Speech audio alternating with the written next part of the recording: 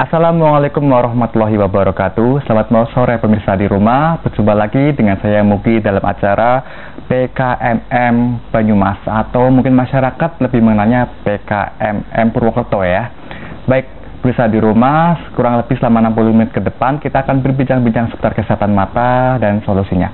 Dan Anda juga bisa berpartisipasi langsung dengan kami melalui telepon interaktif di nomor 0817771242 atau melalui nomor WhatsApp Satelit TV seperti yang tertera di layar televisi Anda di rumah.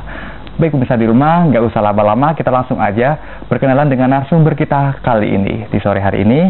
Baik, selamat sore Ibu Dian Putriani. Sore Mas. Apa kabar nih Ibu Baik, Dokter? Alhamdulillah. Baik ya. Oke, selanjutnya ada juga Bapak Faiz ya.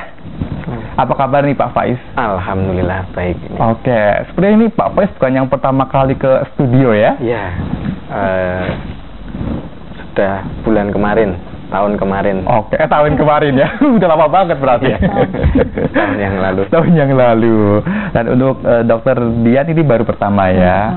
Oke, mungkin nanti dari Dokter Dian juga bisa menjelaskan ya mungkin dari pengetahuannya ini yang mengenai problem-problem penyakit mata mungkin ini ya, yang sudah ditunggu-tunggu oleh masyarakat Banyumas dan sekitarnya. Oke, perlu diketahui juga pemirsa di rumah bahwa Dokter Dian Putriani ini adalah sebagai dokter spesialis mata ya, betul ya Dok ya? Oke, untuk prakteknya sendiri di mana Ibu Dokter? Saya di klinik mata Muria di Jalan Sunan Bonang Dukuhwalu, Purwokerto. Oke, yang di Dukuhwalu, ya, oke. Sama di PKMM aja udah. Oke. Kalau Pak Faiz sendiri mungkin ini ada juga masyarakat yang baru menonton ini, Pak Faiz boleh monggo. Apanya nih? Ya sama, mungkin prakteknya di mana itu? Saya cuma di PKMM aja, nggak ada tempat lain karena profesi saya memang tertentu, nggak bisa jauh-jauh dari PKMM. Oke, profesinya tertentu. Iya. Nah, ini jadi saya ingin menanyakan, emang profesinya apa ini Pak Faiz? Kalau sesuai pendidikannya, saya namanya refraksi optisi. Refraksi optisi. Belum banyak orang yang mana. Iya, ini masih asing nih di telinga saya ini. Saya juga nggak tahu. Oke. Terus fungsinya adalah sebagai pintu gerbang dokter mata dalam melakukan diagnosis penyakit nanti. Khususnya saya pada pemeriksaan kacamata, berapa minusnya, berapa silindernya, berapa plusnya. Itu aja. Nah nanti laporan saya akan saya kirim ke spesialis mata. Itu aja. Berarti pada saat pasien datang nih ke PKMM, berarti untuk yang pertama kali langsung ketemu Pak Faiz ini? Iya, semacam itu. Lewat saya dulu. Oke, lewat Pak Faiz dulu, mungkin baru dilanjutkan ke Dokter Dian ya? Iya. Oke.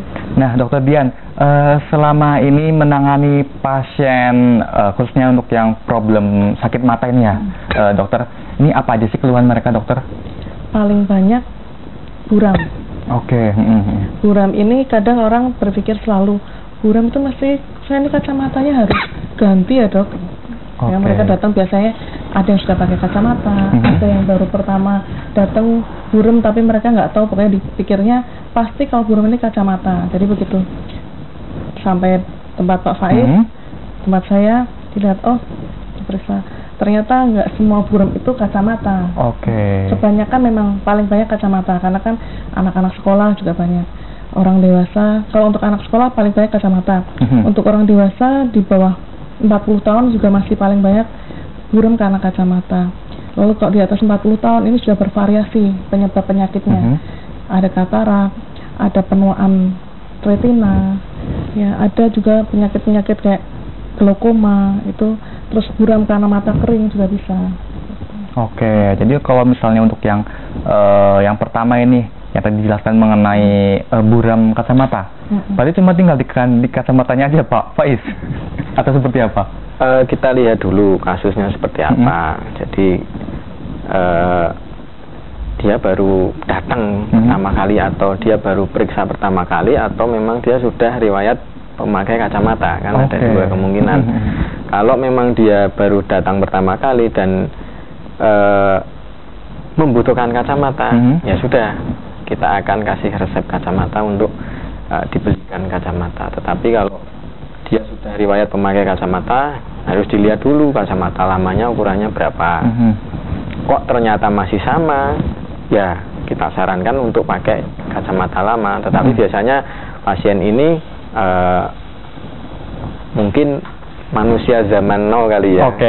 Kelihatan jelek sedikit ganti, kelihatan nggak ngikutin zaman ganti. Nah itu seringnya seperti itu kalau yang sudah punya riwayat kacamata. Dan terutama untuk pasien-pasien di atas usia 40, kalau usianya nambah, insya Allah kan, nah itu kemungkinan ukuran kacamatanya juga nambah, sesuai kebutuhan dan sesuai usianya, gitu Mas. Ya baik, terima kasih nih Pak Faiz. Jadi memang dengan bertambahnya usia juga sangat mungkin sekali ya untuk dari lensa kacamatanya ini juga menambah. Usia juga harus punya range dulu ya. Kalau usia masa pertumbuhan masih ada kemungkinan. Kalau sudah di atas masa pertumbuhan dan sebelum usia 40 itu kemungkinannya kecil, walaupun ada beberapa pasien yang ukurannya berubah terus juga ada. Yang pasti untuk usia 40 ke atas itu Mas Mugi, itu nilai kenaikannya udah pasti karena ada nilai konstantanya, nilai pastinya bahwa usia sekian ukuran sekian, usia sekian ukuran sekian.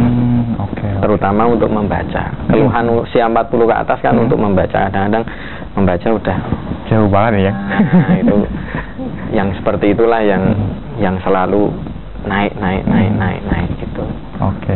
Ya baik, terima kasih nih Pak Faiz. Dan kemudian dilanjutkan ke Dokter Dian nih, Dokter Dian. Tadi juga sudah dijelaskan sama Pak Faiz ya mengenai usia juga sangat berpengaruh ya, Dokter Dian. Nah mengenai usia nih Dokter Dian, kalau untuk dari kalangan anak-anak apa sebenarnya di masyarakat di Banyumas ini juga banyak ini pengguna kacamata ini, Dokter Dian? Banyak. Kebetulan di Balai Kesehatan Mata itu untuk penyakit refraksi atau kelainan yang harus menggunakan kacamata hampir 75% ya.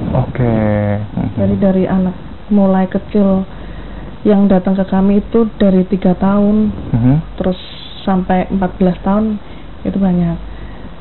Dan banyak juga anak-anak yang datangnya terlambat gini. Jadi kacamata itu hal yang gampang susah. Maksudnya kalau kita tahu anak ini harus pakai kacamata pada waktu yang tepat, dia penglihatannya akan bagus sampai dia dewasa. Jadi masih bisa dikoreksi. Jadi misalnya harusnya pakai kacamata -1,5 waktu usia 3 tahun. Nah, mungkin pada waktu 4 tahun baru ketahuan, ya mungkin nambah sedikit tapi masih bisa agak bagus. Tapi kalau ketahuannya nanti dia sudah pertumbuhan sudah selesai, di usia 14 baru ketahuan, mungkin sudah nggak -1,5 lagi. Jadi minusnya sudah bertambah banyak. Mungkin baru ketemu udah -3, itu pun nggak bisa bagus. Nanti jadi timbul penyakit yang lain lagi, mungkin bisa jadi amblyopia. Terus kalau untuk orang-orang yang dewasa yang tadi Pak Faiz bilang 40 tahun ke atas ya, itu memang ukuran kacamata akan cepat berubah. Satu mungkin memang yang kelainan refraksi yang namanya presbiopia atau kesulitan untuk membaca dekat. Itu karena gangguan akomodasi yang akan bertambah berat seiring dengan berjalannya usia. Itu harus minimal 2 tahun sekali lah harus ngecek ukuran kacamata, pasti akan bertambah. Tapi ada juga yang nggak murni karena kelainan kacamata itu. Ada yang sudah ditambah dengan katarak. Jadi katarak pada stadium-stadium tertentu dia masih bisa dikoreksi atau diperbaiki penglihatannya dengan bantuan kacamata. Bukan dihilangkan kataraknya dengan kacamata ya, tapi dibantu untuk melihat lebih jelas dengan kacamata. Tetapi ada yang harus digarisbawahi. Katarak ini akan membuat indeks refraksi atau indeks bias dari lensa ini berubahnya lebih cepat daripada kalau dia nggak ada katarak, sehingga ukuran kacamatanya pun akan berubah dengan cepat. Jadi kadang kalau orang yang normal tanpa katarak dalam waktu 1 tahun 2 tahun mungkin baru berubah sedikit, atau mungkin bahkan ada yang nggak berubah. Dokter, sebenarnya sangat menarik sekali ya nih Pak Dokter. Namun sebelum lanjutkan, sebenarnya kita harus sehat sejenak nih Dokter. Jadi pemirsa di rumah jangan kemana-mana karena kami akan hadir kembali setelah yang satu ini.